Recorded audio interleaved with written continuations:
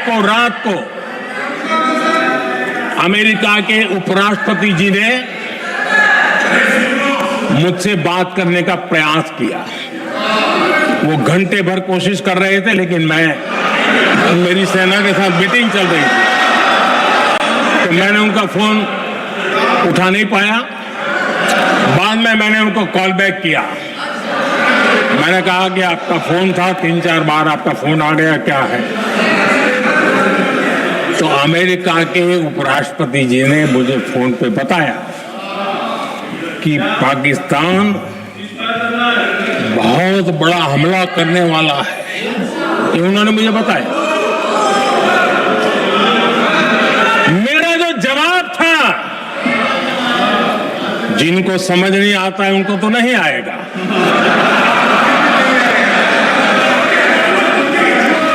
मेरा जवाब था अगर पाकिस्तान का ये इरादा है तो उसे बहुत महंगा पड़ेगा। ये मैंने अमेरिका के उपराष्ट्रपति को कहा।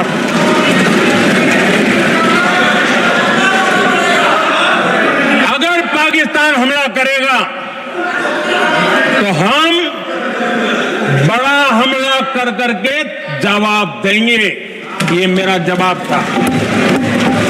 और आगे मेरा एक वाक्य था, मैंने कहा था हम गोली का जवाब गोले से देंगे। ये 9 तारीख रात की बात है,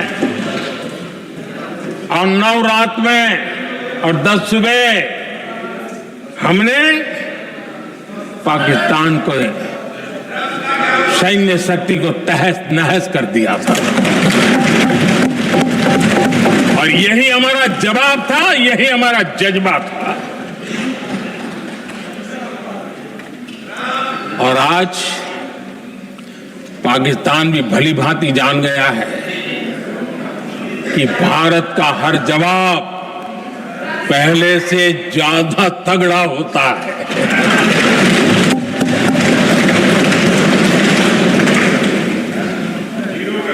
उसे यह भी पता है कि अगर भविष्य में नौबत आई तो भारत आगे कुछ भी कर सकता है।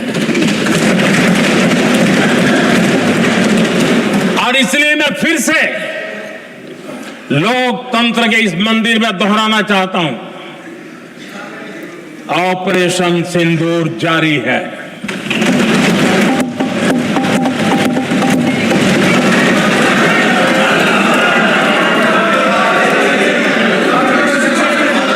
पाकिस्तान ने दुस्साहस की अगर कल्पना की तो उसे करारा जवाब दिया जाएगा।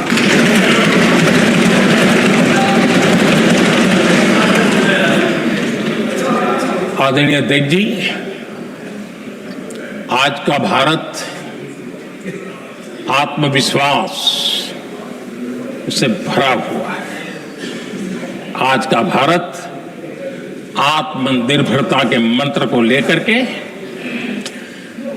पूरी शक्ति के साथ तेज गति से आगे बढ़ रहा है। देश देख रहा है भारत आत्मनिर्भर बनता जा रहा है।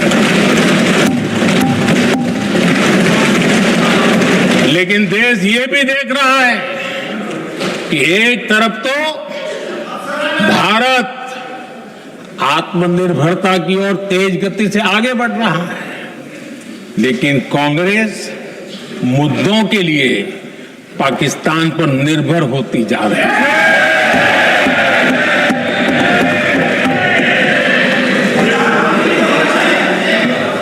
मैं आज पूरा दिन देख रहा था, जो 16 घंटे से जो चर्चा चल रही है, दुर्भाग्य से प्लीज बैठिए, सब जवाब दे दिया आपका, आप सुनते नहीं, सबका जवाब दे दिया, प्लीज।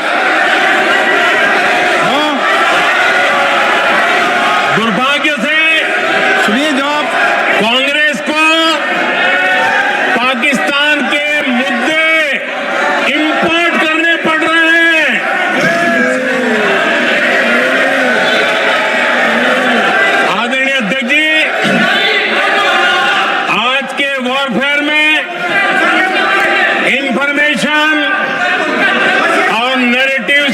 प्लीज बैठिए। बहुत बड़ी भूमिका है।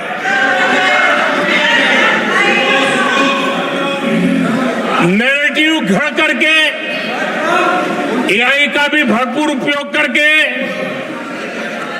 सेनाओं के मनोबल को कमजोर करने के खेल भी खेले जाते हैं। जनता के अंदर अविश्वास पैदा करने के भी भरपूर प्रयास होते हैं। दुर्भाग्य से कांग्रेस और उसके सहयोगी पाकिस्तान के ऐसे ही प्रपंच के प्रवक्ता बन चुके हैं।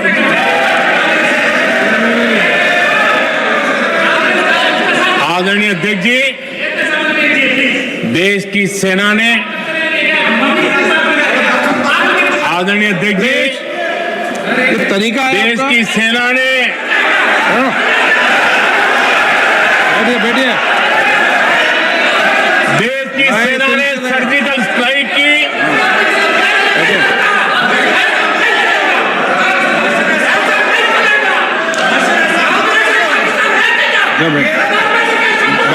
बैठिए।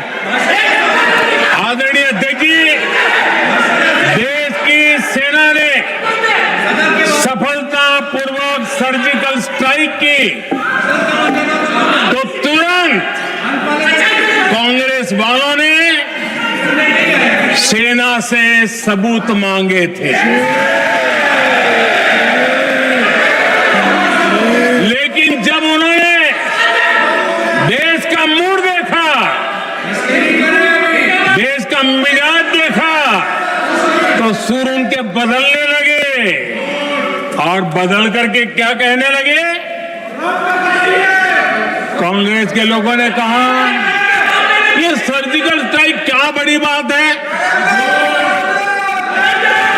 ये तो हमने भी की थी।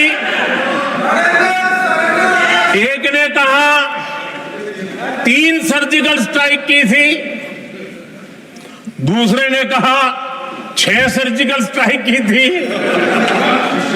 तीसरे ने कहा 15 सर्जिकल स्ट्राइक की थी। जितना बड़ा नेता उतना बड़ा आंकड़ा चल रहा था।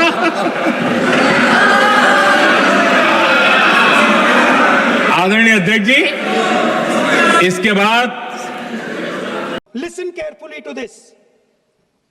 I said freedom of maneuver, meaning freedom to the Air Force.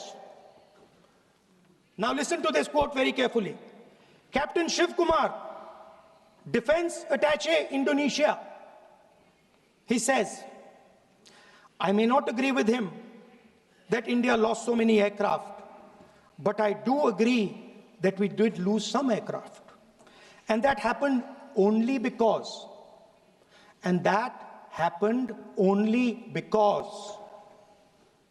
of the constraint given by the political leadership to not attack the military establishment and their air defense. Meaning you went into Pakistan, you attacked Pakistan, and you told our pilots, do not attack their air defense system. Meaning you told our pilots, go and attack and face the air defense system of Pakistan. Meaning you tied their hands behind their back. Right? And the defense minister has said this in Parliament House itself, that we told the Pakistanis that we are not going to attack their infrastructure. इन्होंने बोला publicly house में कि भैया हम आपके जो military infrastructure है, आपके एयर डिफेंस सिस्टम को हम नहीं अटैक करेंगे, और दूसरे साइड से आप हमारे पायलट भेज रहे हो, क्या होगा? हवाई जहाज गिरेंगे, right? So the point is, aircraft were lost. As this gentleman Shiv Kumar says, they were lost because of the constraint given by the political leadership to not attack the military and air defense infrastructure of the Pakistan.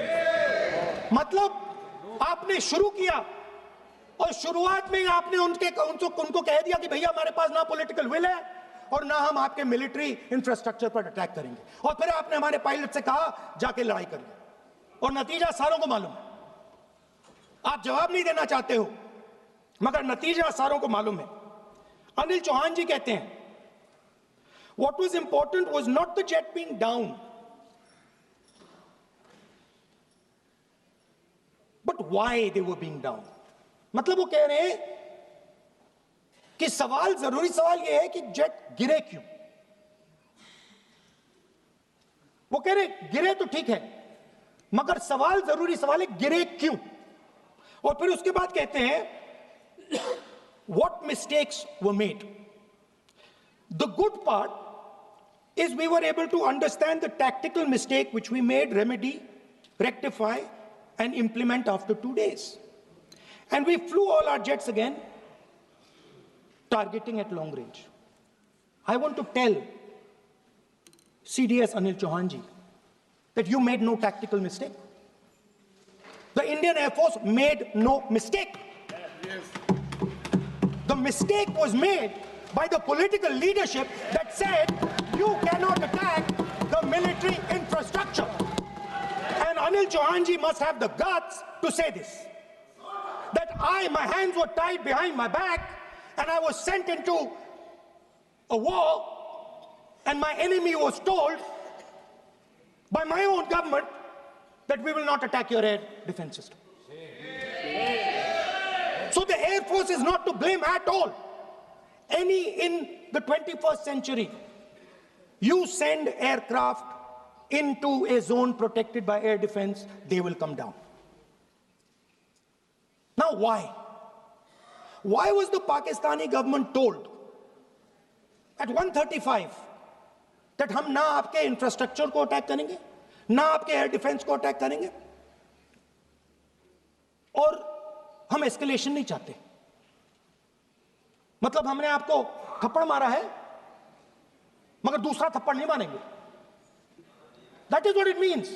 When we say we don't want escalation, it means मैंने एक थप्पड़ मारा, दूसरा नहीं मारूंगा, तीसरा नहीं मारूंगा, चौथा नहीं मारूंगा. Why? Because the goal of this exercise was to protect the Prime Minister's image. The goal of the exercise, because he has the blood of the people of Pahalgam on his hands, the goal of the exercise was to make sure that he used the Air Force to protect his image.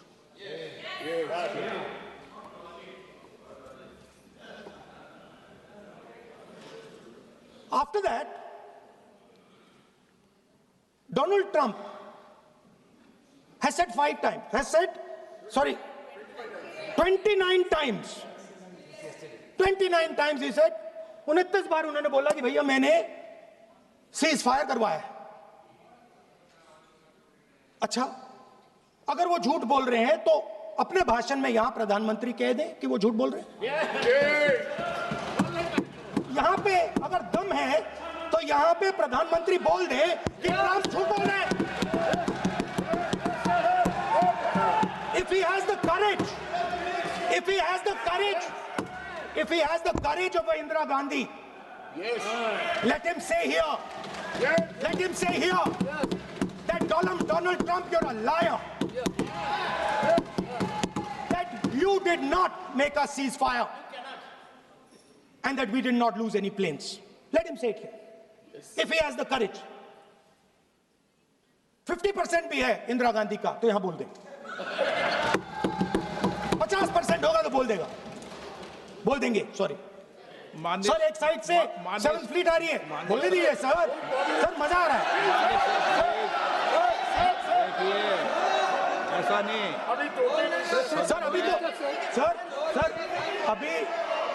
Sir, अभी तो मैंने opening नहीं किया sir. आपका समय अभी तो मैं सेट हो रहा हूं. समय आपका कम है. अभी सेट हो रहा हूं सर, थोड़ी ढील दीजिए. अगर दम है, अगर सचमुच में दम है, तो आज शाम यहां प्रधानमंत्री को कह देना चाहिए Donald Trump is a liar. झूठ बोल रहा है डोनाल्ड ट्रंप.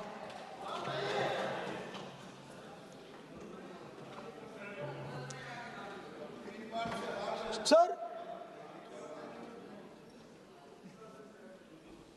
एक नई चीज चली है, एक नया शब्द चला है, new normal.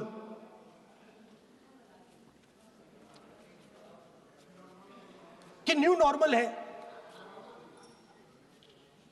External affairs minister नहीं है बट वो यूज करते हैं।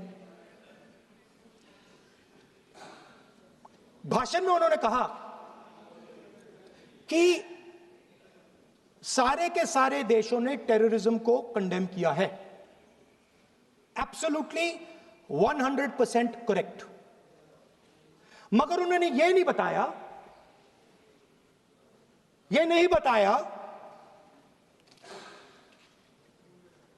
कि पहलगाम के बाद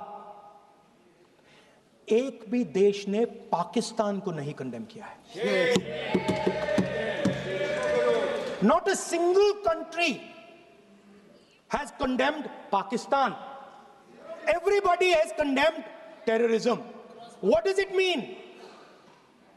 That the world is equating us with Pakistan. Earlier, when the UPA government was there, it was very clear Pakistan